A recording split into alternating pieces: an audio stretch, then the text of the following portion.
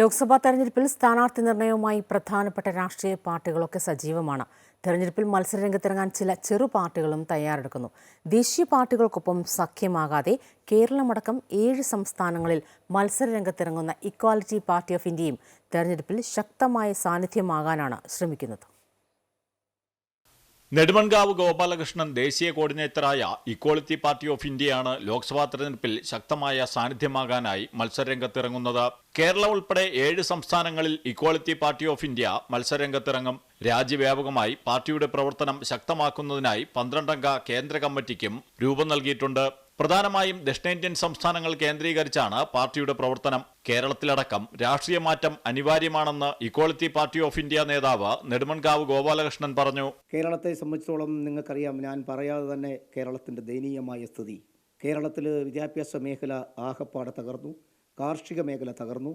അതുപോലെ തന്നെ അവിടെ ഗവൺമെൻറ് ജോലിക്കാർക്ക് ശമ്പളം കൊടുക്കുവാൻ പോലും പറ്റാത്തൊരവസ്ഥ. അത് കേരളത്തിൻ്റെ ചരിത്രത്തിൽ ഏറ്റവും കൂടുതൽ. കാരണം ഇന്ന് ഇന്ത്യയിലെ ഏറ്റവും പ്രഗത്ഭമായ സംസ്ഥാനമാണ് കേരളമെന്ന് നമ്മൾ പ്രതീക്ഷിക്കുന്നെങ്കിലും ഇന്ന് ഇന്ത്യയിൽ ഏറ്റവും കൂടുതൽ സാമൂഹ്യ വിരുദ്ധരുടെ പ്രധാനമായി സ്ഥലമായി കേരളം മാറിയിരിക്കുന്നു. ദേശീയ പ്രാദേശിക വിഷയങ്ങൾ ഉയർത്തിക്കാട്ടി തന്നെയാണ് ഇക്വാളിറ്റി പാർട്ടി ഓഫ് ഇന്ത്യയുടെ പ്രവർത്തനം. തുല്യനീതിയും സമത്വവും ഒക്കെ രാജ്യത്തെ എല്ലാ വിഭാഗം ജനങ്ങൾക്കും ലഭിക്കണമെന്നും ഇക്വാളിറ്റി പാർട്ടി ഓഫ് ഇന്ത്യ പറയുന്നു. ഓരോ വോട്ടിനും വിലയുള്ള തെരഞ്ഞെടുപ്പിൽ പരമാവധി വോട്ട് നേടുക എന്നത് തന്നെയാണ് ഇക്വാളിറ്റി പാർട്ടിയുടെയും ലക്ഷ്യം. അമൃത ന്യൂസ്, ന്യൂഡൽഹി.